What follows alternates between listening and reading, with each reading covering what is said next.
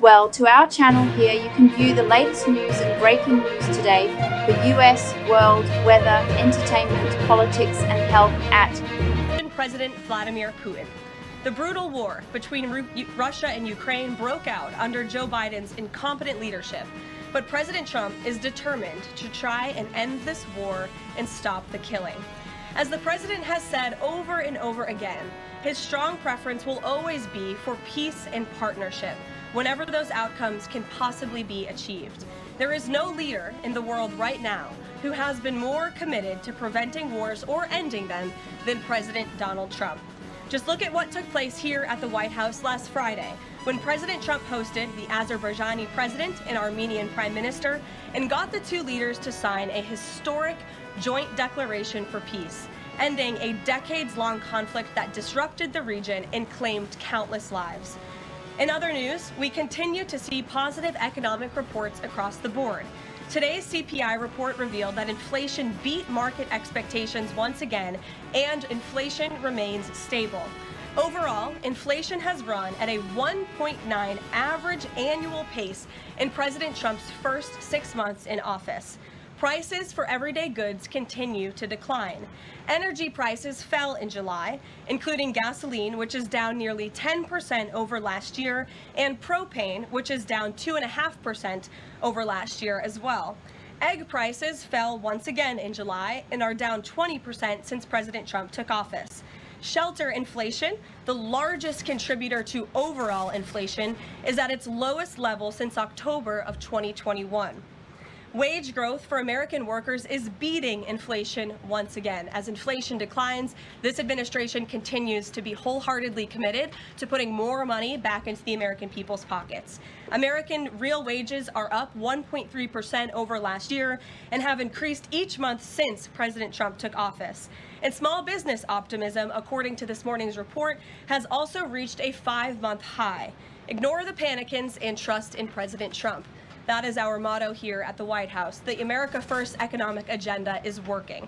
On another matter, yesterday, President Trump took bold action to finally restore law and order right here in our nation's capital. The president declared a crime emergency in the District of Columbia, federalized the D.C. Police Department, and mobilized the D.C. National Guard to end violent crime in our nation's capital. As part of the president's massive law enforcement surge, last night, approximately 850 officers and agents were surged across the city. They made a total of 23 arrests, including multiple other contacts. Last night, these arrests consisted of homicide, firearms offenses, possession with intent to distribute narcotics, fare evasion, lewd acts, stalking, possession of a high-capacity magazine, fleeing to elude in a vehicle, no permits, driving under the influence, reckless driving, and a bench warrant. A total of 6 illegal handguns were seized off of District of Columbia streets as part of last night's effort. This is only the beginning. Over the course of the next month, the Trump administration will relentlessly pursue and arrest every violent criminal in the district who breaks the law, undermines public safety, and endangers law-abiding Americans. President Trump will not be deterred by soft-on-crime Democrats and media activists who refuse to acknowledge this rampant violence on our streets. He is going to make our nation's capital the most beautiful and safe city on earth, just as he promised on the campaign trail. Staying on the topic of public safety, the Trump administration continues to shatter records on border security. According to brand new numbers released this morning from Customs and Border Patrol, illegal crossings have fallen to all-time lows once again. Here were the records set in July. Again, these numbers were released this morning. The lowest monthly nationwide encounters ever, down nearly 90% from the monthly average under the Biden administration. The lowest monthly Border Patrol apprehensions nationwide ever, smashing the previous record set the prior month in June. The lowest monthly Southwest border apprehensions ever. The lowest daily apprehension average ever, the lowest single-day apprehensions ever. And for the 3rd straight month, there were 0 illegal aliens released into the country. Let me repeat that remarkable statistic. For the 3rd month in a row, not a single illegal alien was released by the Trump administration into the United States of America. This is historic. Under President Trump, this border is the most secure it has ever been. When you fortify the border, when you restore deterrence, and when you empower Border Patrol agents and our brave men and women in uniform to actually do their jobs to enforce our laws, like this president has, this is the incredible result.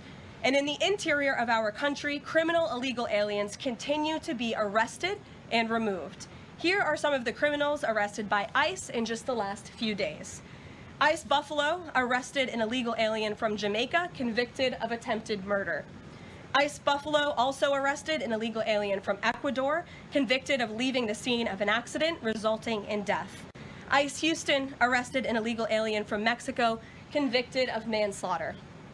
ICE Newark arrested an illegal alien from Mexico convicted of the sexual assault of a minor. ICE Dallas arrested an illegal alien from Mexico convicted of assault causing bodily injury. And already the Trump administration has arrested more than 300,000 illegal aliens in 2025.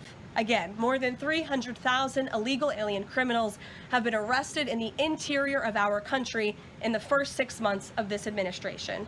And despite many false reports in the media, nearly 70% of these arrests have been criminal aliens with criminal charges or prior convictions.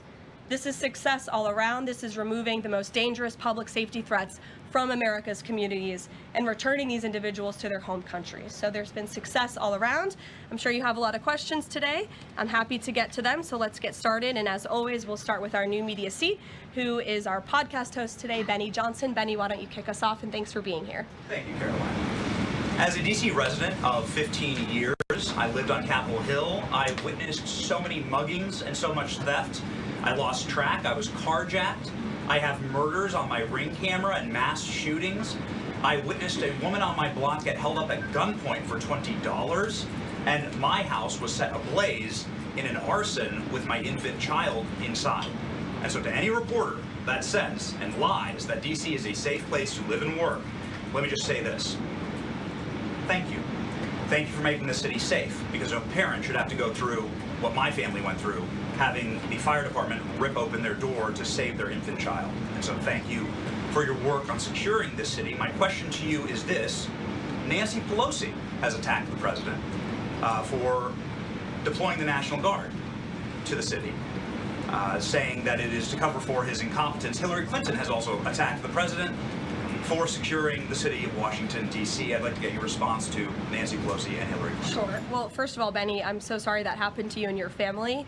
There have been, unfortunately, far too many victims of crime in this city, and I know the majority of residents in the District of Columbia agree with you. In fact, a new poll from the Washington Post I was reading this morning, this was released in May of 2024, so it's quite funny how many of you in the media agreed with what the president was saying yesterday, but now once the president says it, many of you are disagreeing with him. But this poll released by the Washington Post found that 65% of district residents think crime is an extremely serious or a very serious problem, and this was up from 56% last year. So the concern that you share with so many other residents in the District of Columbia is real, and that's why this president is taking action to address it. To get to the heart of your question, I think it's despicable that Democrats cannot agree that we need more law and order in a city that has been ravaged by violence, crime, murders, property theft. This should be a winning issue for all Americans. I don't understand. It's just anything President Trump does, the Democrats want to disagree with. I think the president would love to work with Democrats on this issue to bring law and order to America's cities, but unfortunately they have failed, and that's why he's taken this historic action to federalize the National Guard. And as you're seeing from last night's numbers, we already have seen success. We are removing violent offenders, we are arresting criminals, and we are removing drugs and firearms off of the streets of the city to make it safer for all of its residents. Just a very quick follow-up to that. Given the heroic actions of a member of this administration just a few blocks from this building, will the president consider giving the Presidential Medal of Freedom to Big Balls? I haven't spoken to him about that, but perhaps it's something he would consider. I'll ask him and get back to you, Benny. Thanks for being here. Thanks for watching. Don't forget to subscribe to our channel to get first-hand news, and make sure like and comment your opinion.